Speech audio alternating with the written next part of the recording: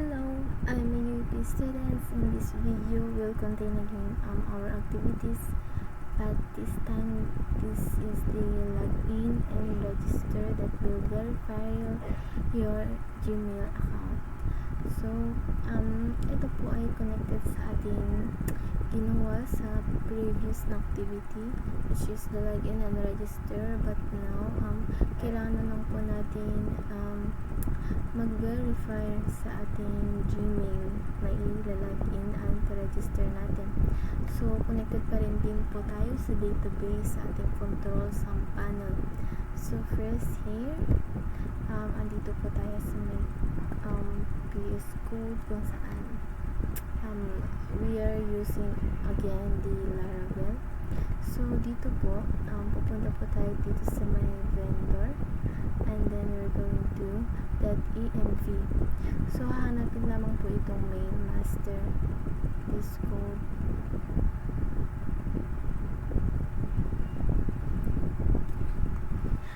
And then, dito po natin ilalagay yung ating Gmail na i-register.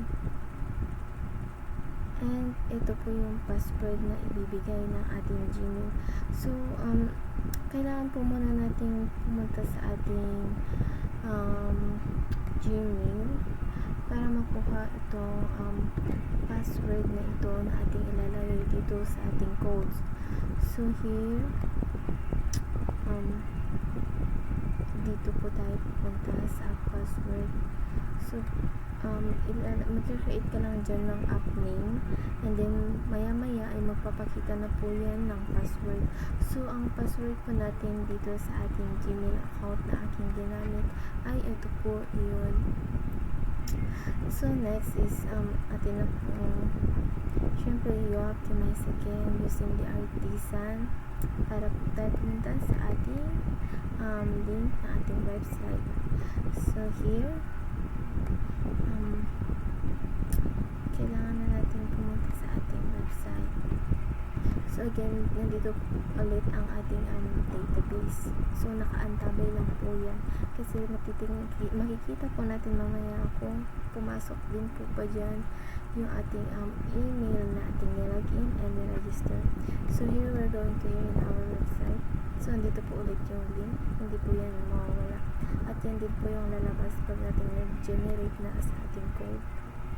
So now, maglalagin na po ako kasi niregister ko na po yung aking email, which is nasa code na rin po.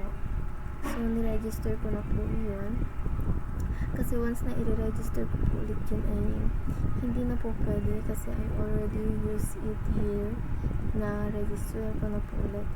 So kung kailangan mo mag-register, mag-verify rin pa rin naman po yun sa ating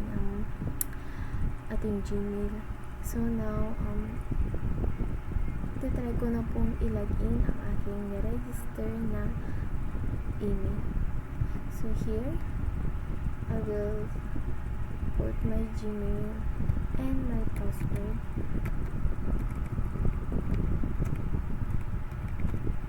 Now I'm going to log in.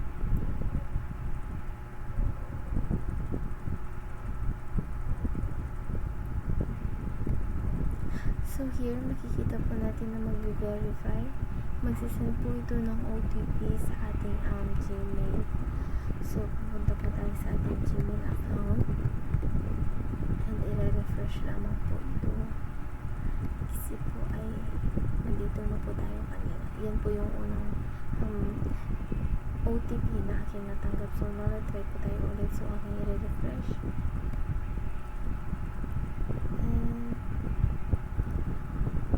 here again, ito po yung OTP na ating natanggap. And then paste natin dito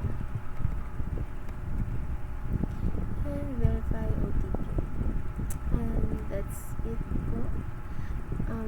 Register na and nakalagin na po ng successful ang ating Gmail and email na na-register and nilagin. So, here punta tayo sa ating database para makita kung makita ba ito sa ating admin site, yung register na email. So we have to browse, and here po makikita po yung register natin Gmail. So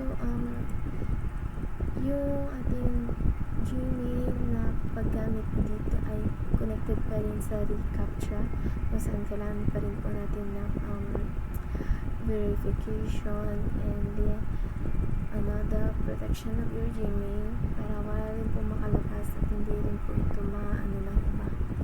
So ito na po yun, ipapakita dito na ito po ang ating niregister and nilagin sa ating website. So yun lamang po ang aking activity na natapos ngayon. So again po, ni-prepare ko po muna lahat bago ko po ito ginawa. Kasi hindi rin po ako perfectong programmer or encoder para mabilis rin po itong matapos. So I make it short this video para po matapos na. And that's it po.